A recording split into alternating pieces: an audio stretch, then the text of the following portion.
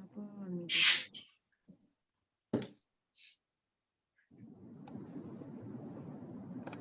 Ahí está.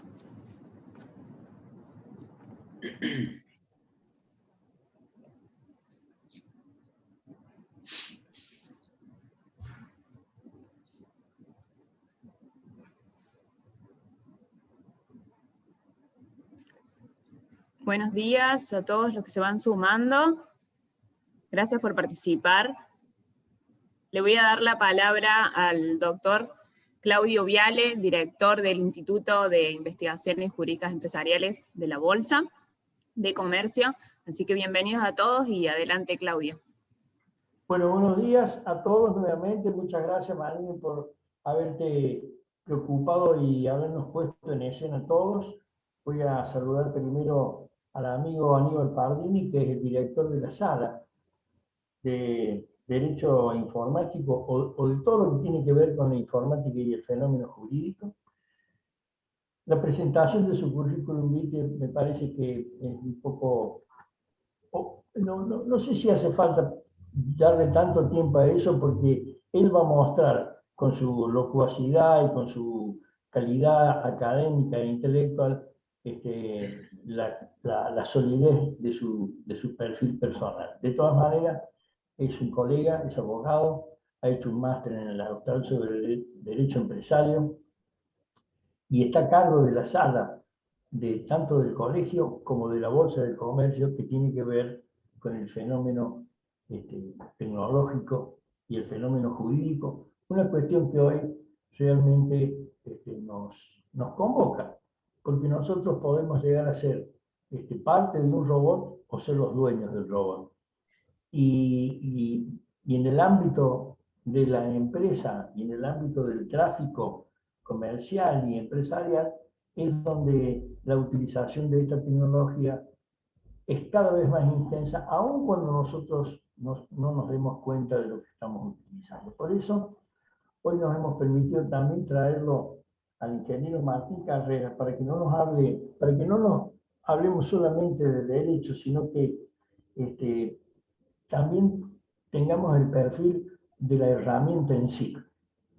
Martín Carreras es emprendedor tecnológico, es especialista en la gestión de soluciones innovadoras y de alto impacto con desarrollos y emprendimientos de marketing digital y desarrollo móvil, phishing, e-commerce, blockchain e inteligencia artificial. Bueno, con esta breve presentación continuamos con estas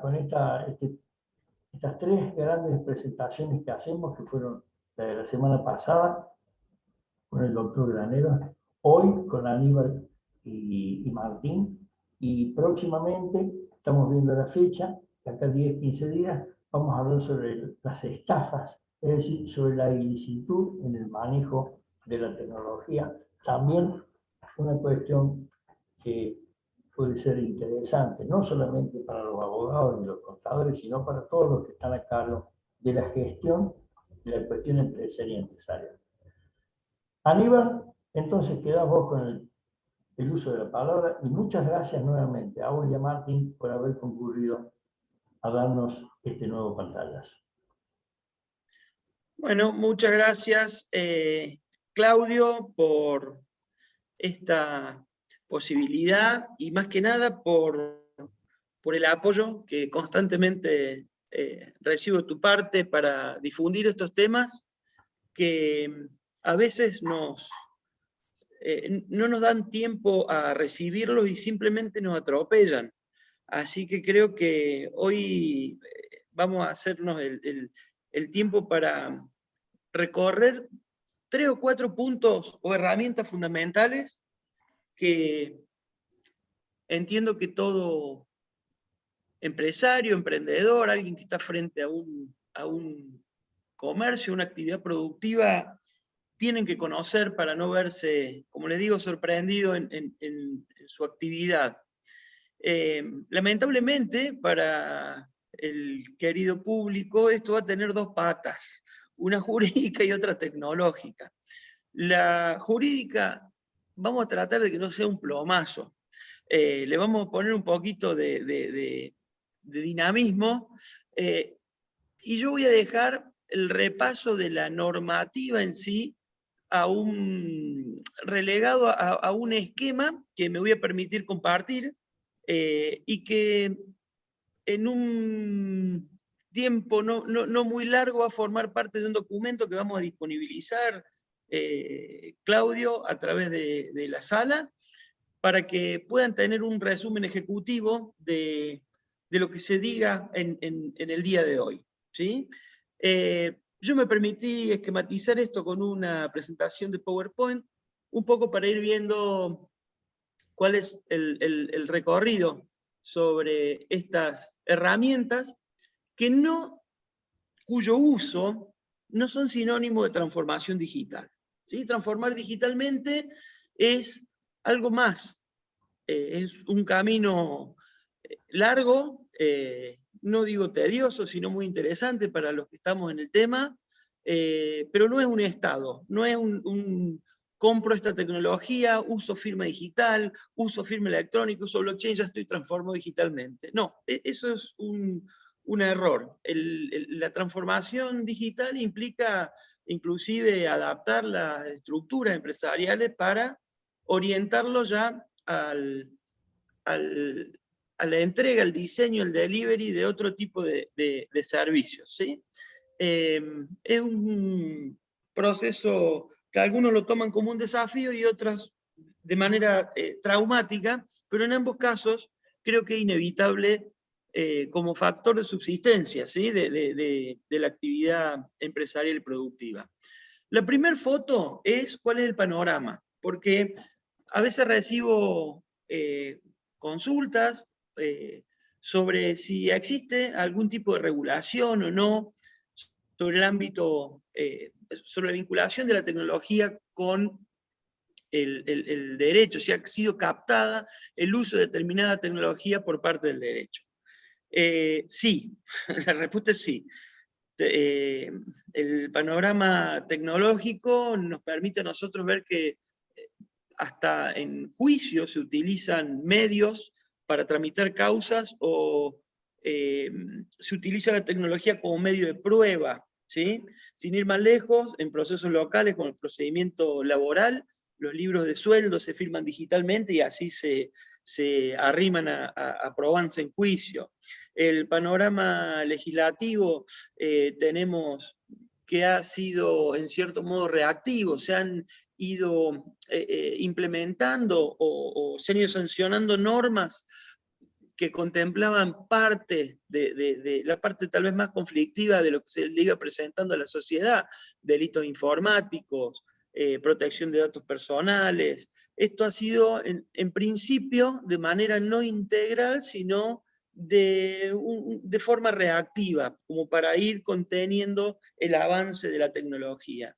Después, evidentemente, el Código Civil y Comercial incorporó de manera más orgánica esta visión, esta concepción en la cual la tecnología ya formaba parte de la vida diaria. Jurisprudencialmente, en principio faltó dinámica jurisprudencial, había fallos que eran leading cases que en cierto modo no permitían acompañar la velocidad de los cambios que la tecnología planteaba, y después jurisprudencialmente se han sustentado cambios que terminaron en modificaciones normativas, ¿sí? O en un reconocimiento tal vez excesivo de medidas cautelares o medidas que pretendían ser una solución o brindar una solución de tipo rápido.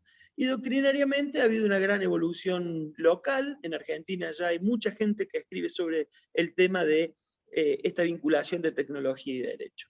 Pero vamos a entrar ya al planteo del tema, ¿sí? Habíamos propuesto el abordaje de varios temas. Los principales eran contratación informática y contratación electrónica, o contratos informáticos y contratación electrónica, y firma electrónica, firma digital y blockchain, ¿sí? Vamos a empezar con los dos primeros. ¿Por qué con los dos primeros? Utilizar la contratación electrónica para vender nuestros servicios, o cuando nosotros necesitamos, por ejemplo, mejorar nuestra infraestructura tecnológica, celebramos contratos informáticos. Vamos a empezar a despiezar un poco el tema. La contratación electrónica se refiere a contratos que se perfeccionan mediante el intercambio electrónico de datos, ¿sí? Es decir, el objeto del contrato no es un bien informático, sino que se utiliza un medio, como puede ser una página web, por ejemplo, yo voy a usar ejemplos muy burdos, para transaccionar. Tal vez a través de una página web yo lo que venda sea un artículo regional, es decir, lo más analógico y telúrico del mundo, pero esta es un poco la concepción, el modo, el medio, y va a llevar a Ascripto también una regulación jurídica determinada. Cuando nosotros hablamos de contratos informáticos, ya el objeto de la contratación, independientemente del medio mediante el cual se celebra este contrato, son bienes o servicios informáticos, ¿sí? Cuando hablamos de bienes o servicios informáticos, hacemos referencia a hardware, software, servicios en general, auditoría, en fin, cualquier servicio que nos dé a nosotros como objeto de esta contratación un bien vinculado a la actividad informática. Lo importante para tener en cuenta, y esta línea ha seguido la regulación jurídica, no digo en nuestro país, sino a nivel regional, a partir del dictado de una ley modelo de Naciones Unidas, es que la contratación electrónica, es decir, cuando nosotros predisponemos una plataforma para comercializar nuestros productos, no implica un nuevo concepto jurídico. ¿Qué quiere decir esto? Que lo único que hace el derecho es buscar soluciones desde el derecho adecuadas al contexto electrónico, es decir, a esta falta de materialidad, a esta falta de unicidad en el modo de medir el tiempo, a esta falta de tangibilidad o de presencia entre los contratantes. Los principios que se mantienen, que son principios heredados de esta ley modelo de Naciones Unidas, y después fue recogida por las distintas legislaciones que la tomaron realmente como un modelo, entre ellas la Argentina, es que se mantiene el derecho preexistente de obligaciones y contratos privados, es decir, lo que está del derecho no se cambia, eso se sigue aplicando en un modo tal vez adecuado a la realidad que plantea la tecnología, ¿sí? Y el segundo es la equivalencia funcional de los actos electrónicos. ¿Esto qué quiere decir cuando hablamos de equivalente funcional? Cuando la legislación hace referencia a documento, ese término va a quedar o va a captar a lo que es el documento electrónico. O al revés, el documento electrónico cumple la función del documento papel. La firma digital, la función de la firma hológrafa. El mail, la función de la comunicación epistolar. En definitiva, estos dos principios, y un principio superior, que es el de no discriminación de las declaraciones de voluntad por su tipo, es decir, la obligación de tener por válido una comunicación electrónica y no discriminarla por el solo hecho de ser electrónica, nos dan a nosotros cuál es la consideración que hace nuestro derecho de estos contratos o de esta contratación electrónica. En definitiva, lo que dice la normativa en general es que la voluntad negocial, es decir, el modo en el que yo celebro un contrato es exactamente el mismo, y lo único que cambia es el soporte y el medio de transmisión, ¿sí? Es decir, no hay una resignificación jurídica por el medio o el soporte que yo esté utilizando, y esto queda así plasmado en que no forma parte de un nuevo tipo de contrato y que los elementos esenciales de la teoría general del contrato siguen respetándose, ¿sí? Lo único, y ya vamos a ver qué ocurre, es que existe una adecuación al medio, al medio electrónico, ¿sí? Yo les dejo acá, no los voy a cansar con lo que es la disciplina legal, pero esto evidentemente va a formar parte del material que los abogados de empresa o los empresarios curiosos van a tener que repasar. Les voy a dejar esta cuestión, digamos, de disciplina legal, de tratamiento que le otorga el Código Civil y Comercial a estos contratos celebrados por medios electrónicos, ¿sí? Es más que nada para que puedan situarse rápidamente en el tema. El medio electrónico, o los contratos celebrados a través de medios electrónicos, plantean problemas que son recurrentes y que nosotros vemos que se pueden, algunos de ellos, solucionar con otras herramientas de tipo electrónico. Por ejemplo, el primero es la identificación de las partes contratantes. Acá tenemos que ver en qué entorno se da la celebración de esta contratación electrónica. Si yo tengo un contrato, a ver, no quiero perder mucho tiempo en esto, pero pasamos de lo que era el EDI, el intercambio electrónico de datos, en el cual las partes previamente celebraban un acuerdo y en el marco de ese acuerdo después iban celebrando otro tipo de contratos o ejecutaban el contrato marco, a lo que son ambientes abiertos, es decir, yo tengo una página de internet y quien visite esa página, y sin saber yo quién es esa persona, quiere celebrar un contrato conmigo. En algunos tipos de contratos, la identificación de las partes es fundamental porque no está delegada. ¿Qué digo? ¿O a qué me refiero cuando no está delegada? Si yo opero a través de una tarjeta de crédito, la identificación de la parte, yo se la delego o confío en la identificación que previamente ha hecho la tarjeta de crédito. El tema es cuando yo quiero vincularme e identificar a la parte para celebrar ese contrato por un medio propio, no delegándolo en terceros.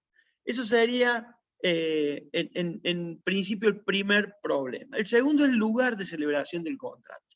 El tercero es la fecha de celebración del contrato. Cuando hablamos de Internet o cuando nos vinculamos a través de Internet, es muy probable que nosotros estemos celebrando contratos con distintos usos horarios y en algunos contratos la fecha sí puede tener o puede ser un factor dirimente. El otro tema es la integridad y el contenido del contrato. Es decir, nosotros sabemos que los documentos electrónicos, que son soportes de los contratos, son muy volátiles. No voy a recurrir a un ejemplo muy burdo, pero un Word yo puedo tranquilamente modificarlo y esa modificación puede llegar a no ser percibida por la otra parte contratante o por un tercero. Pues bien, uno de los puntos que vamos a ver hoy, una de las tecnologías que vamos a repasar hoy, permite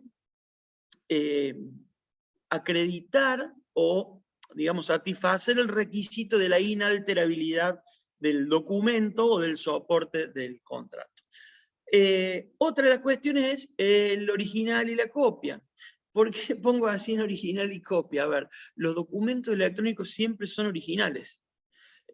Yo, como corto y pego, no estoy teniendo un original y una copia, sino que prácticamente estoy teniendo dos originales. No hay forma, sí hay forma, pero a ver, en el uso habitual, cotidiano y para un usuario o para una contraparte ordinaria, si se quiere, no existe forma de diferenciar entre un original y una copia en términos informáticos. Y la firma es otro de los problemas que tenemos que resolver con los contratos electrónicos. Voy adelantando, porque así lo sabemos, que en el otorgamiento de los actos de la vida civil, es decir, cuando nosotros vamos celebrando contrato a diario, no siempre firmamos. Si yo subo un ómnibus, arrimo mi tarjeta al lector de tarjetas, me permite celebrar un contrato de transporte sin haber firmado absolutamente nada, así como si levanto la mano en un remate y adquiero la obra de arte. Pero bueno, hay contratos que sí requieren firma, y ahí vamos a ver cuál es la solución que se da. El Código Civil, como vemos acá, yo no me voy a poner a ver punto por punto, esto es más que nada para que quede a los participantes. Tiene una regulación de los contratos electrónicos, ¿sí? Como ustedes pueden ver, hay una disciplina legal que se aplica a este tipo de contratos, no quedan al azar, sino que tienen una regulación acabada. Y ahora sí pasamos a lo que son los contratos informáticos, ¿sí? Los contratos informáticos son aquellos, es decir, ya vimos contratación electrónica, ahora vamos a ver contratos informáticos. El único sentido de todo esto es que nosotros no lo usemos o no pensemos o no metamos todo en la misma bolsa. Son dos cuestiones distintas con regulaciones diferentes. Los contratos informáticos son aquellos que tienen por objeto la prestación de bienes y servicios vinculado a la información automatizada, nos dice un doctrinario como es Eduardo Molina Quiroga. Para llevarlo al lenguaje coloquial es, si tengo que comprar un sistema, implementar un sistema, o comprar hardware, un servidor, o tengo que instalar un call center dentro de mi empresa, o en fin, cualquier elemento de tipo tecnológico que yo tenga que incorporar a mi negocio, me va a llevar a celebrar un contrato con un proveedor de ese bien o servicio informático. Cuando yo tenga como objeto la celebración de este contrato, estamos frente a lo que se denominan contratos informáticos. ¿Por qué hago tanto hincapié en esto? Porque los contratos informáticos sí presentan algún tipo de particularidad y nos tienen a nosotros generalmente, si no somos empresas de informática, como cliente o como contraparte en esta relación que se presenta con estas particularidades. La primera es relativa al lenguaje, ¿sí?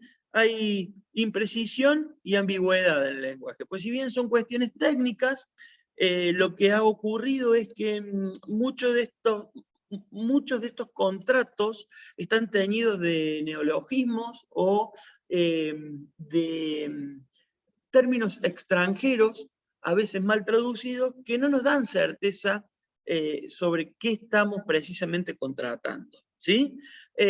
O, mejor dicho, hace falta un conocimiento técnico específico para poder,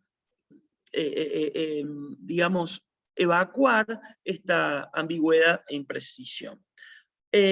También existe lo que es la especificidad de aspectos técnicos. La tecnología va cambiando, va evolucionando y vamos teniendo nuevas propuestas desde el punto de vista tecnológico que tal vez nos coloquen en alguna situación de desventaja o de desconocimiento.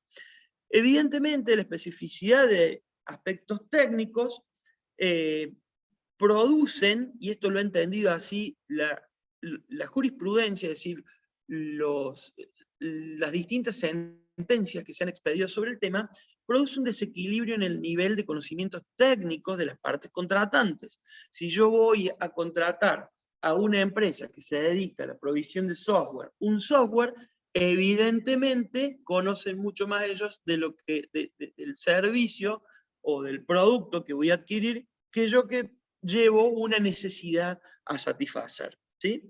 Otra de las cuestiones es la estructura compleja del contrato. A veces hay contratos que involucran o que tienen como objeto una serie de distintas prestaciones obligacionales que pueden ser dar, hacer, e inclusive pueden llegar a ser tan específicas como la capacitación, ¿sí? Estos contratos tienen o pueden tener objeto múltiple, diversidad de prestaciones y sujetos diferentes. A ver, esto no es solamente, por supuesto yo voy me planteo en la hipótesis más complejas para poder desplegar todos los elementos. Si yo simplemente bajo un software, evidentemente muchas de estas cuestiones no se van a verificar. Pero si yo contrato un servicio llave en mano, es muy probable que yo recorra todo este tipo de instancias que estoy planteando en este análisis. El objeto múltiple puede ser software, hardware, capacitación o tratamiento de datos. Las diversas prestaciones pueden ser transferir, instalar, proveer o mantener. Y los sujetos diferentes pueden ser un capacitador, técnico, desarrollador o responsable. Cuando nosotros vamos viendo todas estas cuestiones, nos planteamos lo siguiente. Existe una teoría general del contrato informático, es decir, el abogado necesita conocer algo específico, un capítulo específico o un tratamiento doctrinario, es decir, de los operadores jurídicos que se expiden sobre algún aspecto específico. No, en general se han dado soluciones de tipo ordinario, pero esta dinámica particular de los contratos informáticos lo sitúan muy cerca de la dinámica de la Ley de Defensa del Consumidor y la doctrina de la posición dominante por parte de quien está ofreciendo el servicio. ¿Esto en qué se traduce? Que si somos una empresa que ofrece servicios informáticos, vamos a tener que reforzar, es decir, inclusive documentando, lo que es el deber de información previo a brindar el servicio, ¿sí? Y si somos, evidentemente, los contratantes, nuestra obligación va a estar en detallar cuál es la necesidad que este servicio que yo estoy adquiriendo tiene que satisfacer. Eso va a marcar la medida de cumplimiento o no por parte de quien está brindando este servicio o quien tiene que cumplimentar este contrato informático. ¿Y cuál es la regla en este tipo de contratos? Son obligaciones de resultado. Esto es muy, en términos jurídicos, es muy poderoso. ¿Por qué? Porque si yo llevo una necesidad a un proveedor de un servicio informático, él cumple el contrato siempre y cuando satisface esa necesidad. Por eso es que yo tengo que ser muy específico en el detalle de la necesidad que tiene que satisfacer el servicio que estoy contratando, y quien provee el servicio, muy específico en el deber de informarme cuál es el alcance del servicio que él me está brindando. ¿Sí? ¿Cuáles son las excepciones? Y la capacitación. Es decir, yo lo que puedo hacer es poner a disposición lo mejor de mí para capacitar al personal, pero si el personal es burro, yo ya no tengo, no puedo garantizar que todos terminen sabiendo cómo operar el sistema, ¿sí? En un ejemplo. Lo que sí tengo que hacer yo, en ese caso, es poner todos los medios con los que cuento yo a disposición para que la persona que tiene que capacitarse pueda hacerlo de manera fácil y sencilla.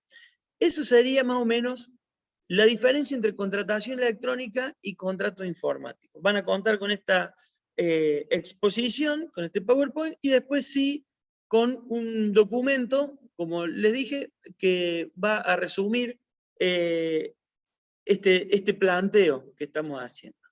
Y acá viene otra cuestión, que es un poco de Hamlet. Esto es firmar o no firmar los documentos electrónicos. Y acá viene una reflexión. No siempre firmamos, no siempre hace falta firmar, y yo diría que una pequeña proporción de los contratos que celebramos a diario, lo que pasa es que nuestra percepción está solamente orientado a la trascendencia de la firma estampada en un documento, requieren de firma puntualmente. Pero sí hacen falta otras cuestiones referidas a los actos que otorgamos. A veces lo que hace falta es sí probar la existencia de un acto, a veces sí hace falta probar la existencia y alguna circunstancia del acto, y a veces sí hace falta firmar el acto. Disculpen, yo hago esta distinción porque esto sí nos va a dar a nosotros una medida adecuada de qué tecnología utilizar para cada caso. La existencia puede probarse a través de un documento electrónico. Lo que tiene el documento electrónico, la falencia del documento electrónico es que es alterable. Por ser volátil, alterable, es en cierto modo repudiable por parte de quien sería el autor del documento, pero a veces solamente nos hace falta probar la existencia y que ese documento existió en un momento en el tiempo, ¿sí? Entonces, en ese caso sí se puede recurrir a lo que es un registro de ese documento. ¿Por qué? Y porque tal vez las partes tienen solucionada la cuestión de su identificación por otro medio. Y lo que precisan es decir, en este momento de tiempo queda este documento registrado en este lugar y este documento no puede ser adulterado, ¿sí? Independientemente de quién lo haya firmado, no cuestión que se puede probar por otro lado o mediante otra tecnología.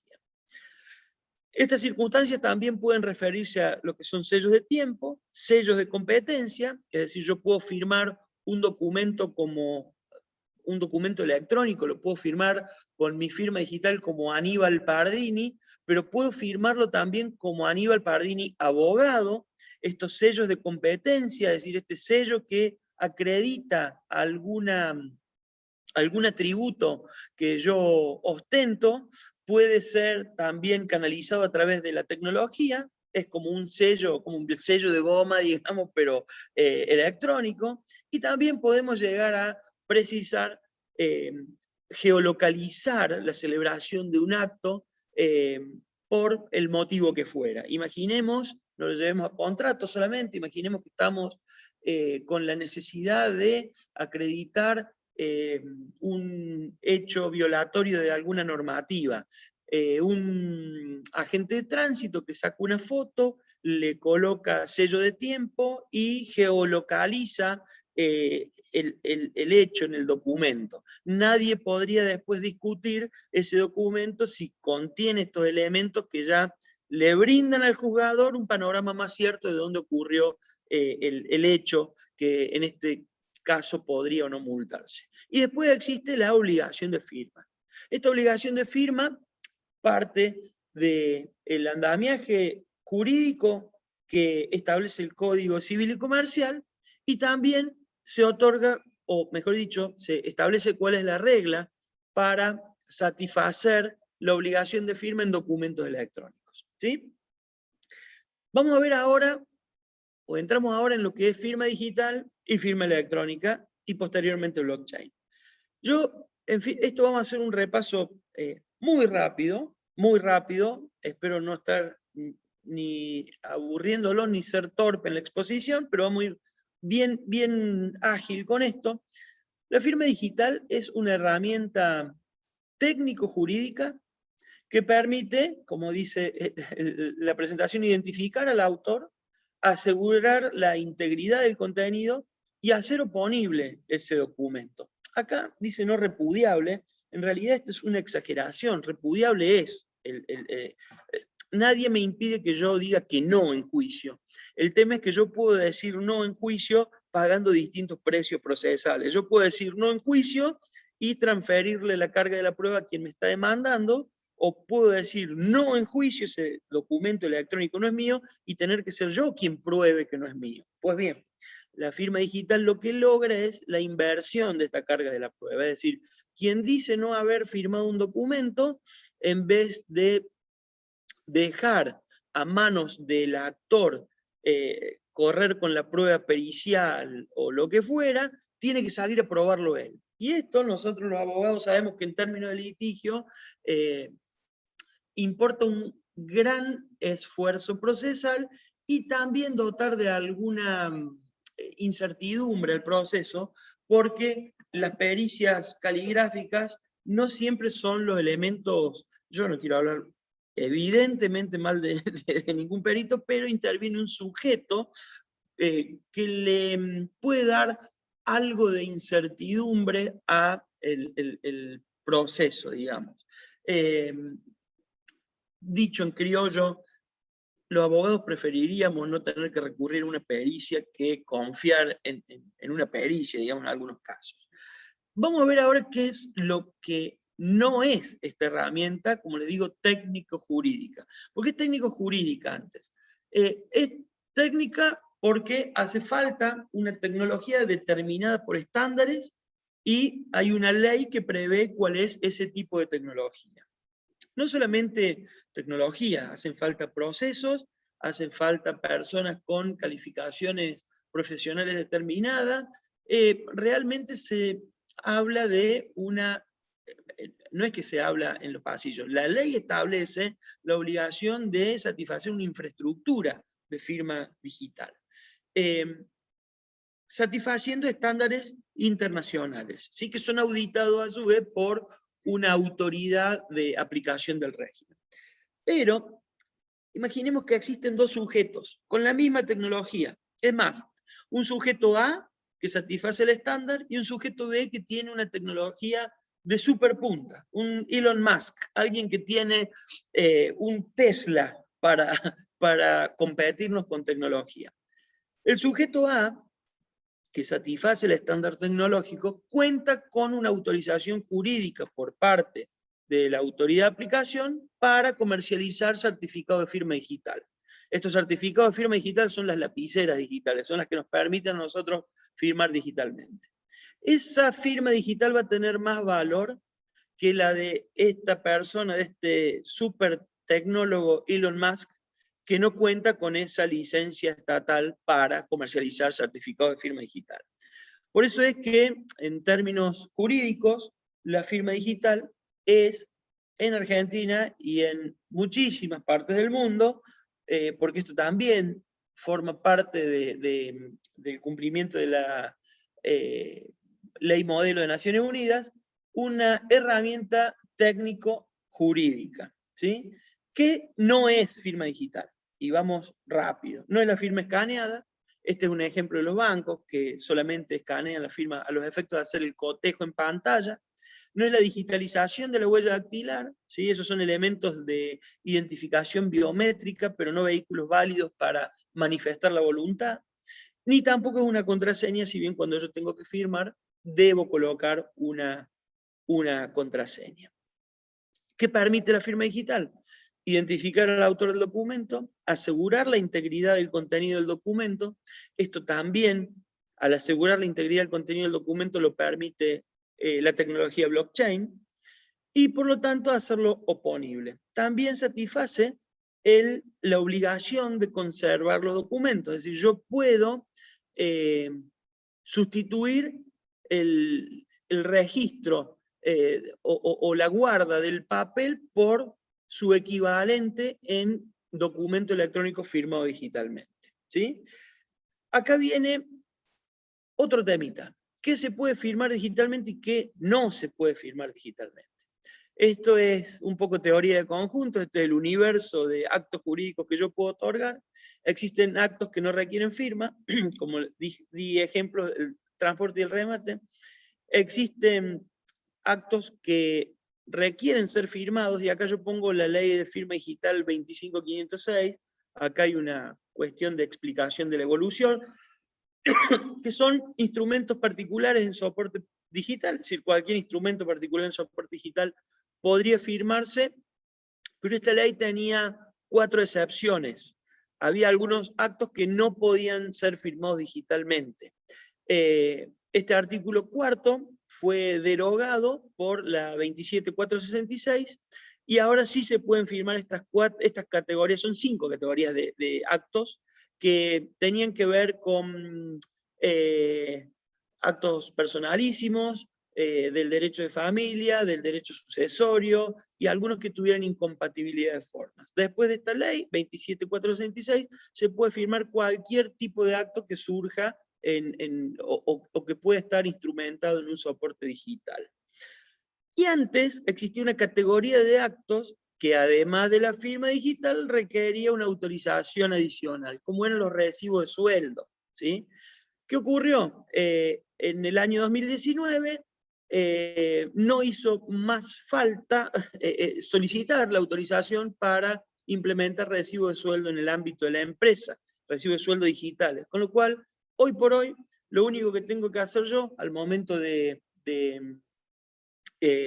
incorporar recibo de sueldo a mi actividad empresarial es respetar los preceptos de la ley de contrato de trabajo, ¿sí?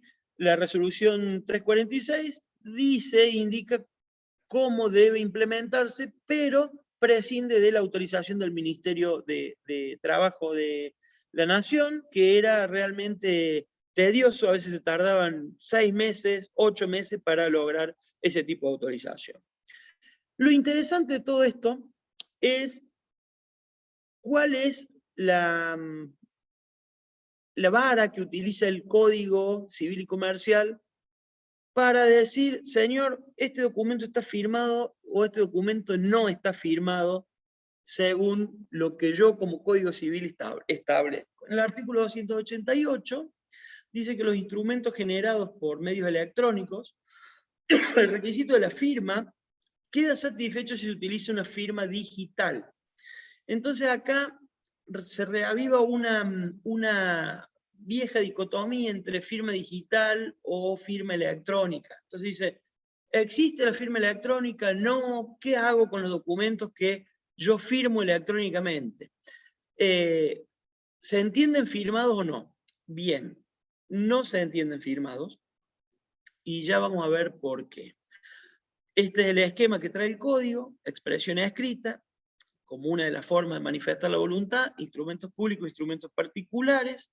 Los que están firmados son los del 288 y los que no están firmados son los que quedan fuera de esta consideración del 288. Pero acá viene otra cuestión. Si yo lo firmo electrónicamente, ¿tengo que dejar esos elementos fuera de mi repertorio de prueba? Pues bien, acá empieza un juego entre dos artículos.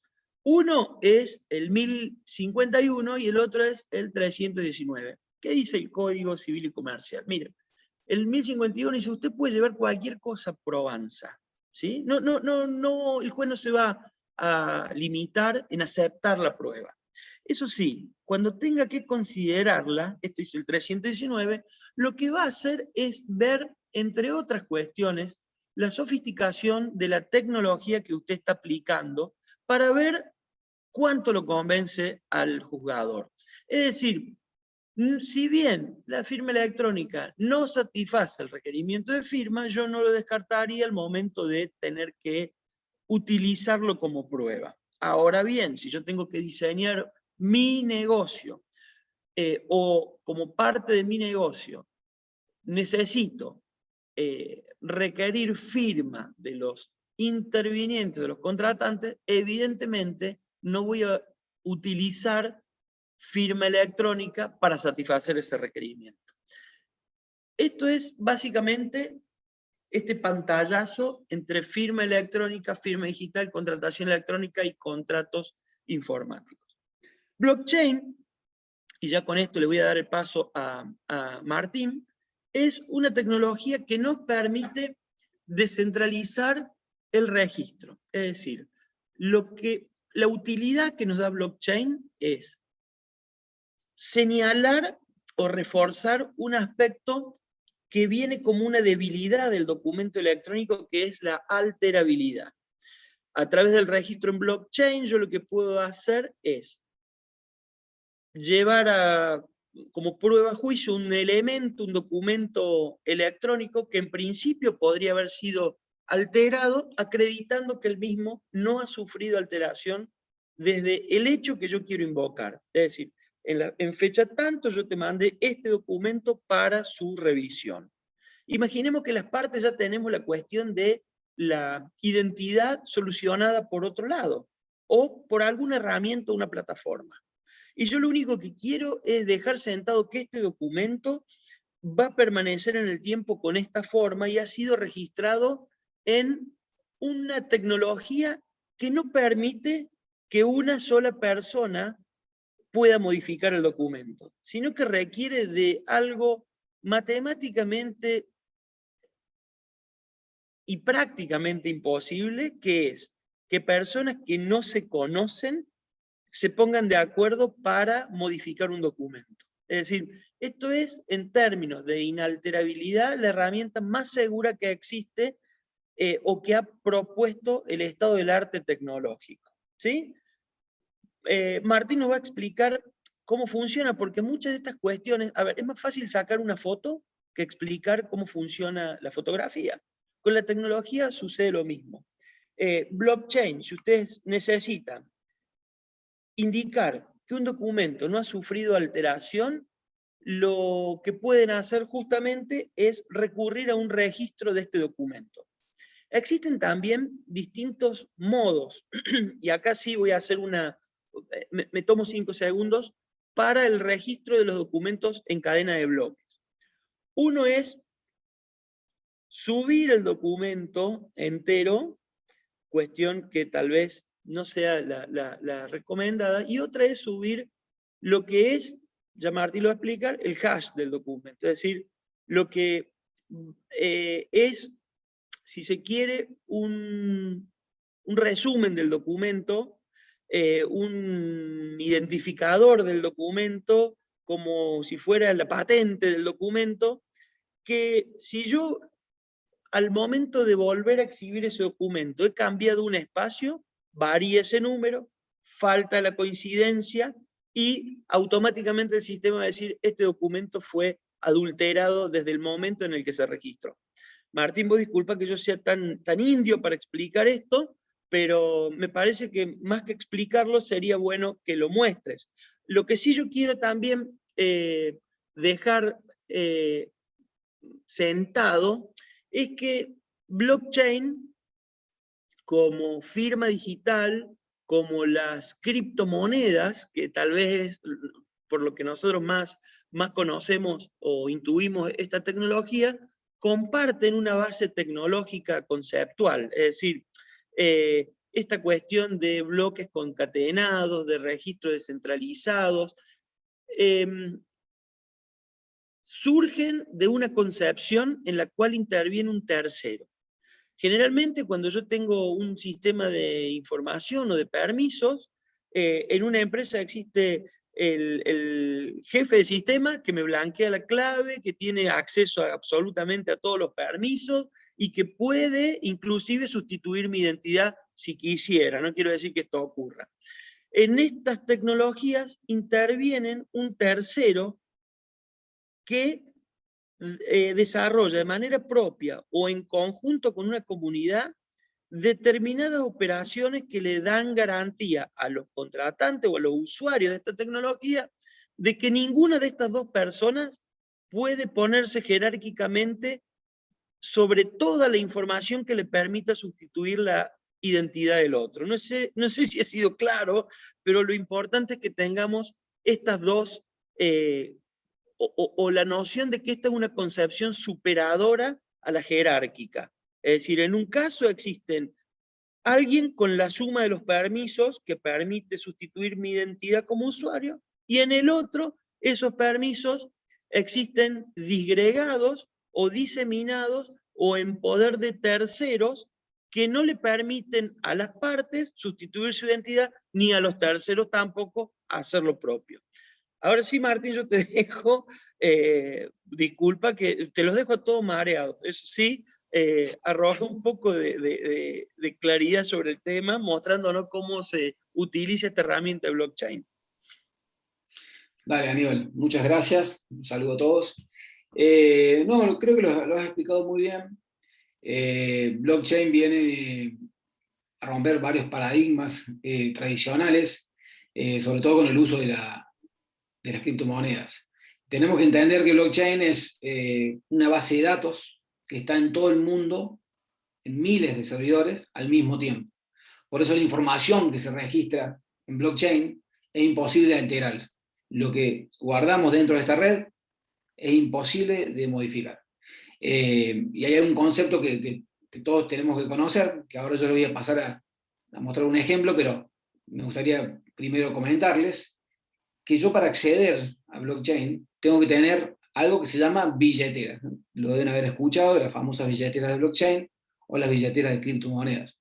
Esa billetera me identifica a mí como usuario dentro de esa red. O sea, es básicamente mi DNI dentro de la blockchain. Con esa billetera yo puedo enviar una monedita desde mi billetera a la billetera de Aníbal y nadie va a poder refutar que eso pasó, porque esa información queda registrada en blockchain y como blockchain es inalterable y como mi billetera me identifica a mí y la billetera de Aníbal lo identifica a Aníbal, ese movimiento de una monedita de una billetera a la otra es irrefutable, ¿sí?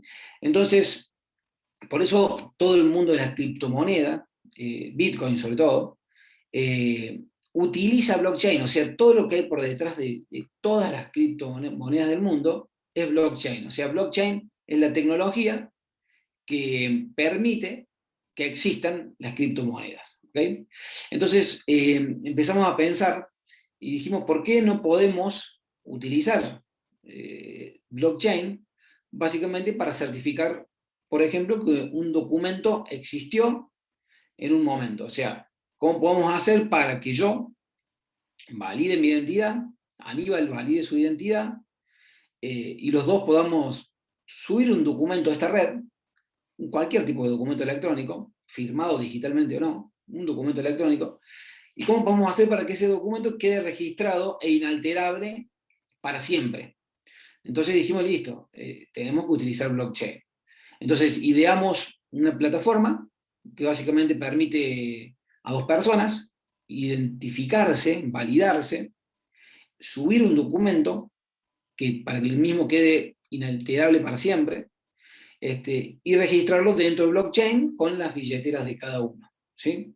Pero lo hicimos de una manera, porque muchas veces cuando hablamos de blockchain, entramos en muchos tecnicismos y tenés que tener la wallet o la billetera, y tenés que saber un poco, tenés que manejar un poco la tecnología, y a veces se complica. Yo les aseguro, tengo colegas ingenieros que todavía no tienen criptomonedas porque no se animan y porque no entienden, porque no saben lo que es una wallet. O sea, es complejo, es un tema que si bien en los próximos años creo que todo el mundo va a estar hablando de su billetera y de su criptomoneda, pero la adaptación es difícil. Entonces lo que hicimos fue hacerlo fácil. Buscamos una manera de desarrollar esta idea, de subir un documento, de certificarlo digitalmente y almacenarlo en blockchain, pero para que cualquier persona lo pueda llegar a entender, ¿sí? Si quieren les paso y les muestro rápidamente cómo sería un proceso. Voy a compartir pantalla. ¿Me confirman si se está viendo, por favor? Bueno, perfecto. Básicamente esta es la plataforma en la cual nosotros vamos rápidamente a subir un documento. O sea, como verán, es algo muy, muy simple, muy práctico. Lo único que tengo que hacer es ingresar. La plataforma se llama wecerti.com. Simplemente ingresar y seleccionar el archivo, ¿no? Sin dar más vueltas. Seleccionamos un documento de ejemplo.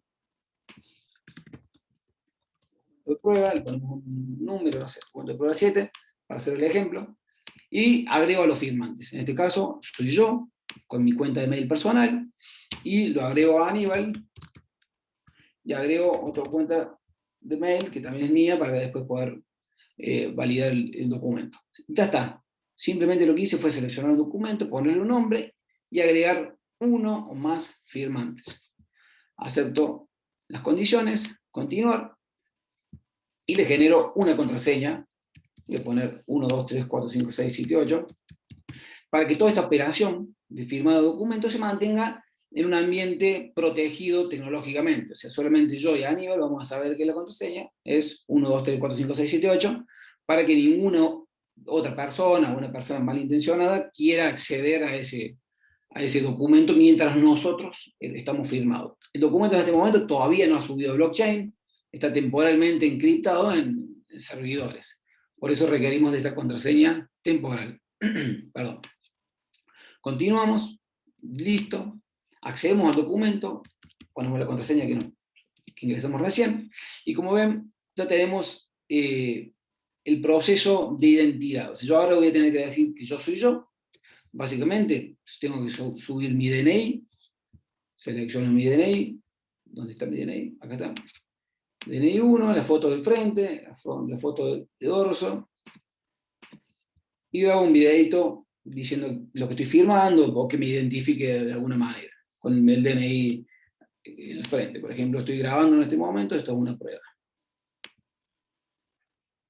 Se graba el video, o sea, con este procesito básicamente yo me identifiqué en este proceso para que Aníbal después vea que yo soy yo. ¿Okay? Confirmamos mi identidad, y mi identidad se registró correctamente. ¿Okay? Ahora lo que debería hacer Aníbal es exactamente el mismo proceso. O sea, Aníbal debería ingresar el documento, ingresar la contraseña que yo le pasé, validar su identidad, y después entre los dos vamos a autovalidarnos la identidad. Esto lo voy a hacer muy rápidamente. Voy a hacer de cuenta que yo soy Aníbal. Voy a acceder rápidamente al documento. Me avisan si voy muy rápido. Bueno, o si hay alguna pregunta en el medio, me pueden ir preguntando. Acá ingresé como Aníbal. Ingreso la contraseña. Yo ya veo acá que está Martín Carrera, que es el otro firmante. Y hago lo mismo. Selecciono de nuevo el documento de Aníbal. Vamos a usar los mismos documentos, obviamente. Ingreso el DNI 1, ingreso el DNI 2, y Aníbal en este caso se grabaría el mismo, ¿no? Esto es una prueba, listo. De esta forma, confirmamos la identidad de Aníbal. Entonces, vuelvo a la... Ya tengo a Aníbal, y yo tengo a Martín Carrera. Entonces yo como Aníbal, puedo ver el DNI de Martín Carrera, y puedo ver el video, puedo ver que él es él, entonces básicamente lo valido. Y por otro lado, volvemos a la pantalla anterior, mi pantalla, la pantalla donde yo soy Martín Carrera, voy a refrescar la página, perdón, y eso es la misma contraseña. Voy a ver que Aníbal también hizo lo mismo, subió su DNI, subió su video, ¿ok? Y voy a ver que también él ya me validó. Entonces, bueno, veo que Aníbal es Aníbal y lo valido. Entonces, en este momento, las dos personas ya básicamente validaron su identidad entre sí y se autoaprobaron esa validad. Si tenemos 5 personas, las 5 personas van a tener que validar al resto de las 4 personas. En este momento ya tenemos, digamos, el primer paso dado, que es validar las identidades. Lo que vamos a hacer ahora es realizar la primera firma y subir ese documento a blockchain. Para esto, el proceso es muy simple. Me dice básicamente que tengo que crear esta especie de billetera que nosotros vamos a usar para registrar un documento en blockchain, pero acá no lo llamamos billetera, acá simplemente vamos a llamarle un PIN de 4 dígitos, para que las personas entiendan que con ese PIN de 4 dígitos van a poder firmar o certificar un documento en blockchain. Entonces vamos a crear el PIN, que es una clave, digamos, de 4 dígitos que ingresamos, continuar, y le ponemos, no sé, 1, 2, 3, 4. Con este PIN, que es secreto, obviamente, yo voy a poder guardar información en blockchain, porque básicamente representa mi billetera, pero de una manera fácil. Si se fijan, hasta este momento no hemos hablado de billetera en ningún momento. ¿Sí? Creo mi billetera y realizo la firma en blockchain. En este momento yo me estoy conectando a la blockchain, que es, como les dije, una red que está en todo el mundo al mismo tiempo, y me va a generar, está subiendo ese documento obviamente se sube de manera encriptada con mi billetera, ¿sí? Y el único que puede verla es Aníbal, desde su cuenta puede ingresar, él también va a tener que generar su PIN, y en ese momento los dos vamos a acceder al documento en cuestión. Aníbal, no sé si está claro hasta el momento la presentación. Para que estaba muteado. Sí, para mí está muy claro. Bien, no sé si el concepto de billetera muchas veces confunde, por eso nosotros, como verás, hemos intentado evitar, digamos, el uso de la palabra billetera, sino hemos utilizado la palabra PIN, digamos, como, que es lo que básicamente es un código de 4 dígitos que encripta esta billetera y nos permite a nosotros subir información al blockchain. El proceso que estamos viendo ahora, donde hay un contador, es básicamente porque la red blockchain, según la red que se utiliza, puede demorar un poquito. O sea, cuando yo hago una transferencia de un Bitcoin a otra persona, hoy más o menos son 15 minutos lo que tarda más o menos en realizar una operación en blockchain. O sea, yo quiero pagar algo con Bitcoin, más o menos la red, hasta que se desparrama esa información a todos los servidores de todo el mundo, tarda más o menos 15 minutos. Ahora, como verán, tardó unos pocos segundos. Bueno, en este momento ya está firmado el documento, ya firmé yo, Aníbal debería realizar lo mismo, y lo que tengo como prueba es básicamente esta pantalla, en la cual yo puedo ver el documento de prueba, puedo ver el resumen de la operación, y puedo ver estos hash. ¿Qué es el hash? Lo que nosotros registramos no es el documento, por ejemplo, si es un Word, yo no registro el Word directamente en blockchain, porque eso sería un peligro, porque cualquiera lo puede abrir. Martín, déjame intervenir, disculpa que yo te interrumpa, no, por favor. Pero es muy importante, yo en esto, a ver, no solamente la concepción de esta herramienta que vos estás teniendo, sino de cualquier herramienta, y esto yo digo, como usuarios, quien utilice esta herramienta o cualquiera de blockchain tiene que tener en cuenta que la concepción sea off-chain, sería, es decir, que ustedes no migren o no suban documentos o que no se alojen los documentos fuera del ámbito de la empresa o del ámbito de custodia, porque en ese caso sí se estaría violando, por ejemplo, alguna política propia de privacidad o de privacidad en relación a terceros con quienes nos vinculamos. Es decir, el documento no tiene que salir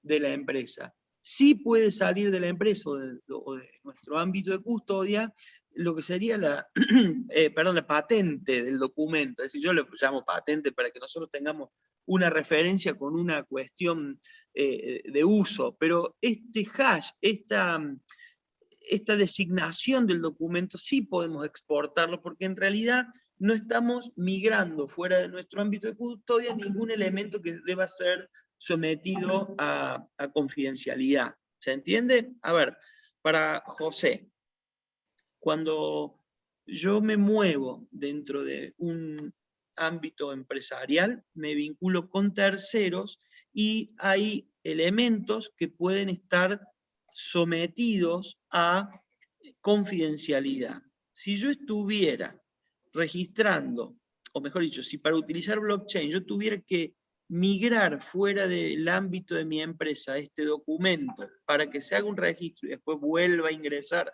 ya registrado, lo que estaría haciendo sería violar esta confidencialidad, ¿sí?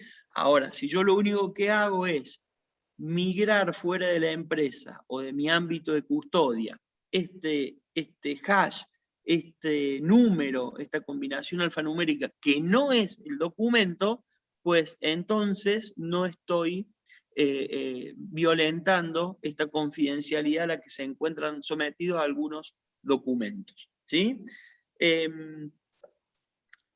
A ver, volvemos a lo mismo. Esta solución que presenta Martín combina varios elementos. Uno es el registro en blockchain y otro es una propuesta de identificación de las partes, ¿sí? Puede aplicar solamente a un ámbito o a todos los ámbitos de actuación de nuestra actividad empresarial. La medida de cuánto utilizo yo o cuánto se adecua esta herramienta a mi, digamos, actividad empresarial ya va a quedar, digamos, en la consideración que hace quien está incorporando tecnología al negocio, ¿sí? No te interrumpo más, Martín, disculpa, seguí nomás. No, por favor. Lo que hice mientras vos hablabas fue ingresar como Aníbal, ¿sí? Y también realizar la operación, generé el PIN y lo firmé. En este momento la operación la puedo finalizar. ingresando de ahora en adelante mi PIN, y con esto ya queda toda la información registrada en blockchain. Les estaba explicando que lo que nosotros guardamos en blockchain no es el archivo plano, si es un PDF, un documento de texto, una imagen, un video, nunca se guarda el archivo. Lo que se guarda es el hash. El hash es la huella digital de un archivo. Si yo tengo un archivo X y le calculo su hash, y si lo abro ese archivo y le agrego un punto o una coma, el hash de ese documento va a ser totalmente diferente, ¿sí? Y ese hash básicamente es un conjunto de números, ceros y unos, que es lo que yo estoy guardando, que es imposible de, conociendo el hash, es imposible de ir hacia atrás y obtener el documento, porque la tecnología no existe la tecnología que permita ir desde un hash hacia el documento, sí al revés. Entonces lo que yo guardo es el hash, para después poder comparar en el futuro si existe algún tipo de problema entre los firmantes y necesitan llevar una prueba. Yo lo que les doy es esta información, les digo, ustedes tal día, a tal hora, firmaron un documento, ¿ok? Esa información está registrada en blockchain, entonces esto quiere decir que no pudo ser modificado, no pudo cambiarse, ¿ok?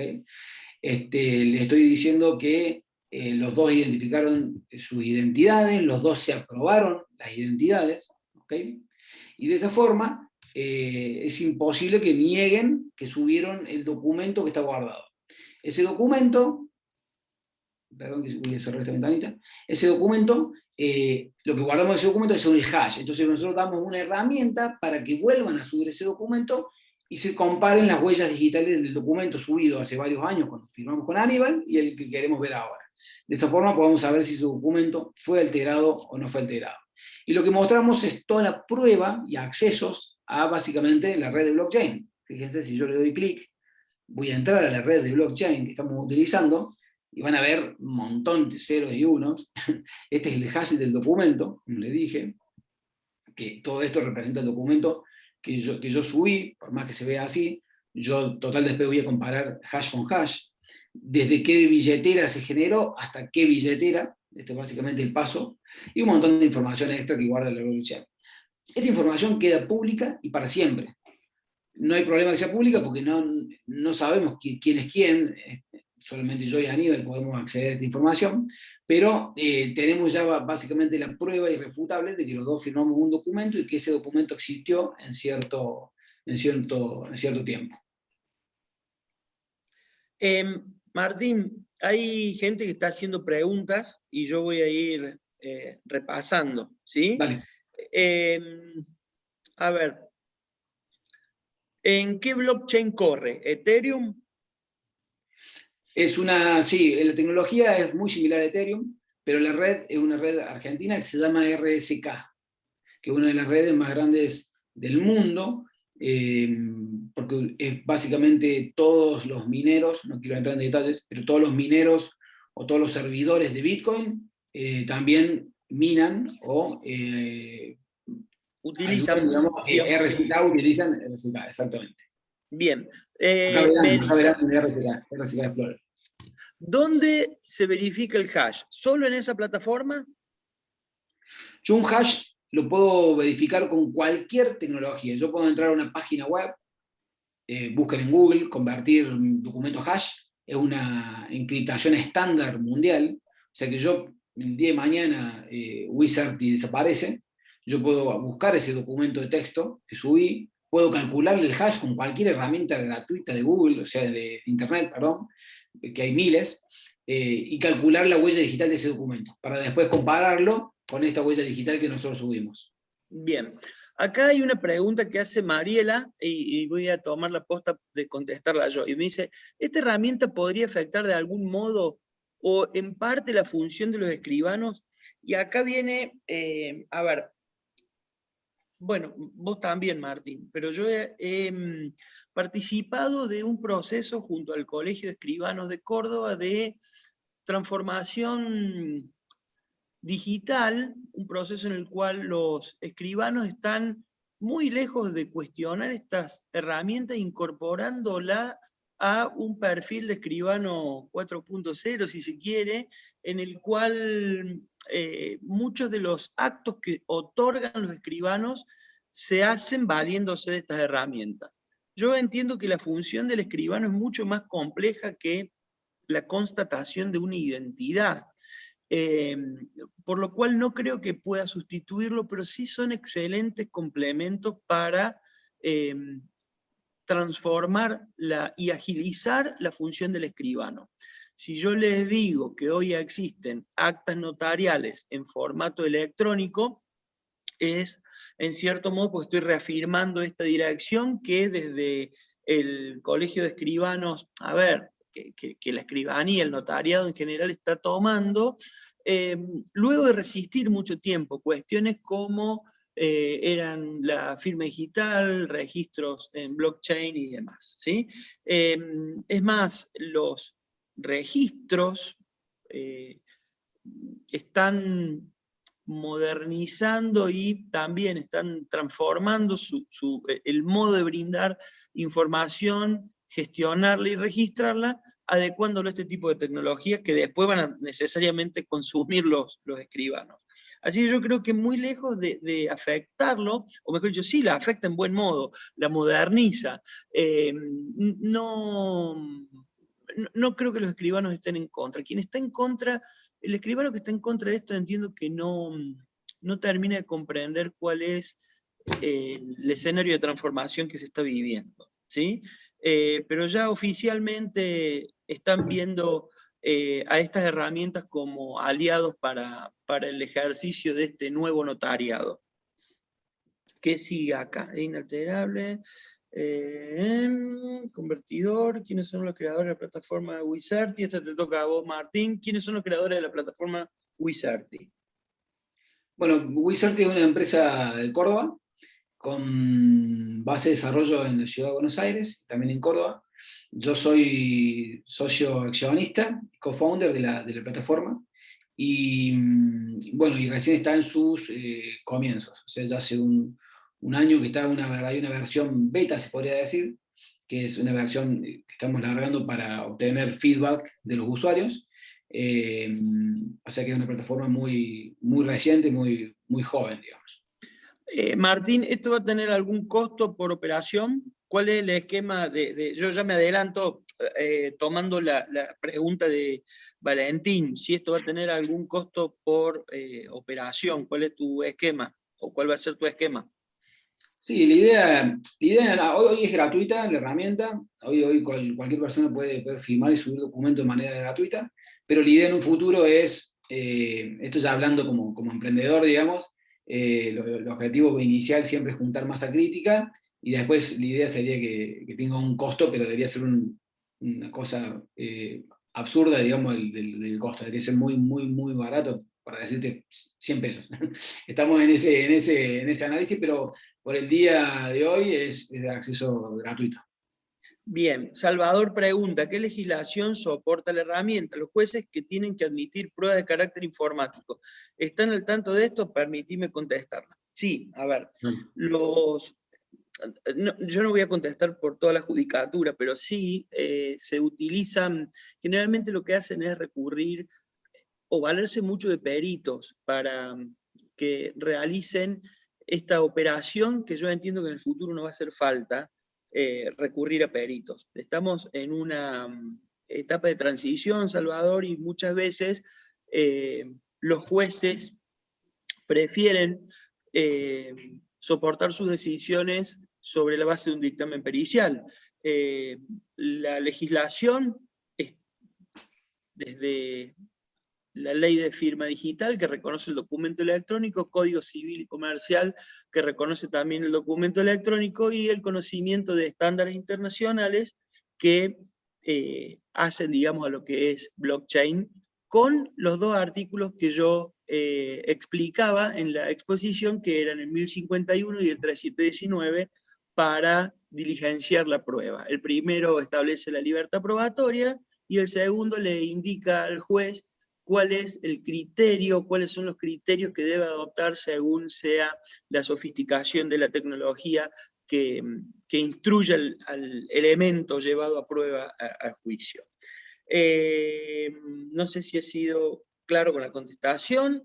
Melissa nos dice, una pregunta, si ya tengo firma digital, ¿firmaría el documento en PDF con mi firma digital y lo subo a esta plataforma? Acá hay dos cuestiones distintas, Melissa. Si vos tenés eso, es un poco, se responde con, yo había hecho un esquemita de las necesidades que yo tengo que satisfacer a partir de un documento. Si lo que tenés que satisfacer es la necesidad de firma, con firma digital está. Ahora, si vos lo que querés es firmar y registrar que ese documento fue otorgado en algún momento, o necesitas certificar la existencia de este documento, evidentemente podría subirlo a la plataforma. ¿Qué ocurriría si vos tuvieras ya firma digital? Todo el proceso de identificación que estaba planteado desde esta plataforma podría ser sustituido, si se quiere, con, o ya ha sido satisfecho con la utilización de la firma digital, que ha acreditado quién es quién de los otorgantes, ¿sí? Pero una cuestión no sustituye a la otra, sino que la complementa. Sigo. Los jueces tienen que ayornar a lo nuevo, no se puede tapar el sol con las manos. Alejandra, estamos de acuerdo, no, pero en general, a ver, yo no quiero echar la culpa a los jueces, ni mucho menos. ¿Qué ocurre? Sí existe una necesidad de ir acompañando la tecnología que viene metiéndose en nuestra vida a una distinta velocidad, vertiginosa por cierto, a la del derecho, que tiene que contemplar estas situaciones. Por eso los jueces a veces están en desventaja. Lo que sí se puede hacer es, y esto yo ahora voy a pasar un chivo de la bolsa, es someter a arbitraje a algunas de estas cuestiones. Arbitraje que nos permiten que sean solucionados por personas que tienen tal vez un contacto mayor con la cuestión que se lleva a arbitraje de manera mucho más ágil y tal vez más actualizada, ¿sí? Por supuesto, esto sin hablar mal de la judicatura. Más integridad y seguridad en los extremos, ¿qué más hay que probar? Nada, bien. Parece débil la identificación inicial en el caso de personas que no se conocen. Como dijimos hace un rato, a ver, esto no tiene por qué aplicar 100% a todos los negocios, ni a la totalidad de los negocios que pueda llegar a tener una empresa. La idea de invitarlo a Martínez que nos muestre cuán sencillo es desmitificar el uso de blockchain. ¿Sí? Esto no es una cuestión que ocurra en Nueva York, ni hace falta tener tecnología específica para acceder. Con esta herramienta vemos que está muy disponible este tipo de tecnología, ¿sí? ¿Qué más? Victoria, trabajo en una constructora, el flujo de documentación es tremenda, sí señora, es realmente importante. No sé qué es lo que está... A ver, yo voy leyendo, ustedes disculpen que tengo firma electrónica, pero no firma digital, se puede ejecutar contratos judicialmente. No, a ver, vamos, Edgardo. Si las partes solo tienen firma electrónica, pero no firma digital, ¿se puede ejecutar el contrato judicialmente? Acá viene deberíamos definir precisamente qué es ejecutar. Se puede probar en todo caso, pero si yo necesito ejecutar o digamos, plantear un contrato en términos de título ejecutivo, evidentemente no, porque uno de los requisitos del título ejecutivo es que se encuentre firmado. Y ese requisito de firma se satisface con el cumplimiento del 288 del Código Civil y Comercial, que nos dice que tiene que tener, ¿cómo se llama? Firma digital, ¿sí? A ver, Victoria Alfaro... un placer escucharlo, trabajo con... A ver, ¿qué dice acá? Esto ya podría utilizarse con boletos de compra-venta. ¿Cómo se haría para agregar, por ejemplo, el pago del IT? ¿Puedo subir los comprobantes correspondientes? A ver, esto puede formar, es un caso muy puntual para analizarlo en este tiempo. Sí se puede utilizar para cualquier documento del cual uno necesite dejar registro, ¿sí? El resto, me parece que podrías consultarlo por otra vía. Se puede subir los complementos correspondientes, no sé qué es LITI, Victoria, vos disculpa que sea tan bruto, pero no sé qué es LITI. A ver, faltaría la registración. Si las partes solo tienen firma electrónica pero no firma digital, ¿se puede ejecutar el contrato judicialmente? No, a ver, acá viene, Edgardo, acá viene, volvemos a lo mismo. No es solamente una cuestión de inversión de la carga probatoria, ¿sí? Me parece que el tema es más complejo. Hay dos tesis al respecto, la tesis amplia y la tesis estricta. La estricta, curiosamente, viene de lo que los abogados llamamos de ley de lata, es decir, si vos lees la ley, haciendo un recorrido adecuado de la lectura de la ley, implica que no puede haber no se puede considerar firmado un documento por más que contenga firma electrónica. Es decir, la firma electrónica no satisface el requerimiento de firma según el 288. ¿Qué ocurre? Esto también tiene que ver con una cuestión terminológica. Hay un gran contenido cultural en el término firma, ¿sí? Los alemanes solucionaron este asunto llamándole sello en vez de firma. Entonces, corrieron del ámbito de la discusión si está firmado o no, sí, cada vez que yo diga firma voy a entender que manifiesto mi voluntad conforme a lo que dice la legislación civil y comercial. Yo entiendo, yo no iría a juicio solamente con un contrato que tenga firma electrónica, solamente con eso no iría a juicio. Me parece que es una prueba bastante débil y que corre a mi cargo, salvo que del conjunto de otros elementos que yo disponga, pueda convencer al juez, ¿sí? Ahora, ejecutarlo en términos de de elegir la vía ejecutiva no me animaría, ¿sí? También tenemos que ver qué se entiende por firma electrónica. Si leemos, y acá hay un ejercicio para hacer muy simple, si leemos el artículo 2 y el 5 de la ley de firma digital, es una cosa. Ahora si leemos el 1, el 2 y el 5, nos vamos a dar cuenta que solamente podemos hablar de firma electrónica cuando ésta procede de certificados digitales, con lo cual la contraseña de usuario son métodos de identificar un usuario frente a un sistema, pero no de firmar un documento. Da para más el tema. ¿Qué más? ¿Registrado como certificado licenciado? No. A ver, Wizardy no se encuentra registrado como certificado licenciado, esto lo respondo yo. Porque no está ofreciendo firma digital, ¿sí? La obligación de registro de constitución como certificado licenciado no viene para predisponer la tecnología de blockchain, sino solamente la de firma digital, ¿sí?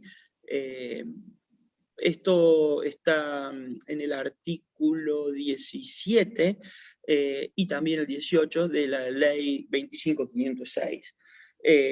Pero no le hace falta. Impuesto a la transferencia de inmuebles. Para Victoria. A ver, yo sería muy apresurado si te diera una respuesta en esta charla sobre la posibilidad de migrar con éxito y sobre esta herramienta todo el proceso de compraventa inmobiliaria. Me parece que requiere un análisis un poco más profundo. Ahora, volvemos a lo mismo. Si vos lo que querés llevar es un registro o dejar sentado que hay documentos que no se han alterado en el tiempo, esta puede llegar, blockchain puede ser una herramienta, ¿sí? Ahora, si vos lo que necesitas es que las partes firmen un contrato y montar todo lo que es la operatoria de firma de boletos por documentos electrónicos, entiendo que no es suficiente. Ahora vos me decís, bueno, pero ¿qué pasa si yo en la inmobiliaria tengo firma digital y la gente con la que opero no tiene firma digital? Y yo te diría, bueno, en ese caso, una solución sería el modo en el que vos dispones los contratos. Lo puedes hacer como oferta de venta aceptada por un depósito, por ejemplo. Es decir, en ese modo podrías cambiar el modo en el que celebras el contrato, ¿sí? Pero bueno, por ahí excede un poco el ámbito de la charla. Lo importante es saber que existen soluciones, porque la tecnología y el derecho así lo permiten. Si no hay más preguntas, desde el hash no es posible acceder al documento como tal, ¿no? No alcanzo a comprender cómo comprueba la no alteración del documento. Fausto, esto es muy sencillo. Cuando vamos a juicio, lo que hacemos es comparar el hash del documento, que está íncito en el documento, con el registro que se hizo de ese hash. Si coinciden, el documento no fue adulterado. Si no coincidieran, es porque el documento se supone que ha sido adulterado, inclusive en un espacio. Cuando nosotros hablamos de documentos electrónicos, estamos hablando de números binarios. Cuando yo cambio una fórmula matemática porque cambio un espacio, estoy alterando, digamos, esta sucesión numérica que va a no coincidir con el depósito, si se quiere, del hash que yo había hecho en esta cadena de bloques, ¿sí? Pero para evitar ir a juicio sin necesidad de esta instancia, ¿se puede comprobar? Sí, se puede comprobar. Evidentemente sí se puede comprobar. Es una de las operaciones que mostró Martín, cómo se hacía. Bien, creo que estamos en hora, Claudio. Yo no sé si quedan más preguntas, si no podemos canalizarlas, sí, a través de correos,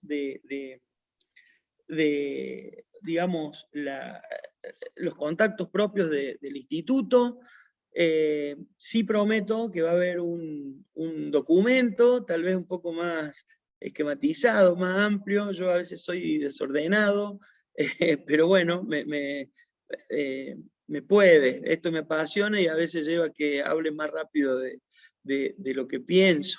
Así que de manera reflexiva le propongo algún documento para que puedan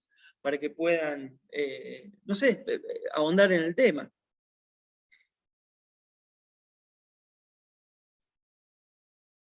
Si no hubiera más preguntas, no sé, Marine, después vemos cómo lo podemos canalizar. Yo voy a dejar voy a hacer un resumen de esta exposición en los aspectos que son neurálgicos para que ya puedan tener una guía y profundizar en el tema si es que hay interés, ¿sí? Bueno, Aníbal, muchísimas gracias a vos y a Martín. Ha sido una exposición muy sucinta de una cosa mucho más amplia. Y como bien dices vos, en todo caso, si vemos que hay han quedado muchas inquietudes o interrogantes, bueno, veremos de armar algo para el segundo semestre, de acuerdo a todas las preguntas que se han hecho para darle más claridad en todo caso. Muchísimas gracias nuevamente a todos los que han concurrido. Muchas gracias a la parte institucional de la Bolsa que nos permite siempre estar muy en el mejor nivel tecnológico para estar cerca de ustedes. Y bueno, espero que nos veamos en la próxima reunión que va a ser sobre estafas en cuestiones electrónicas. Muchas gracias nuevamente. Bueno, muchas gracias a todos por su presencia y Claudio por permitirnos compartir estos espacios. No, gracias a ustedes. Gracias por compartir este conocimiento. Un saludo para todos. Hasta luego.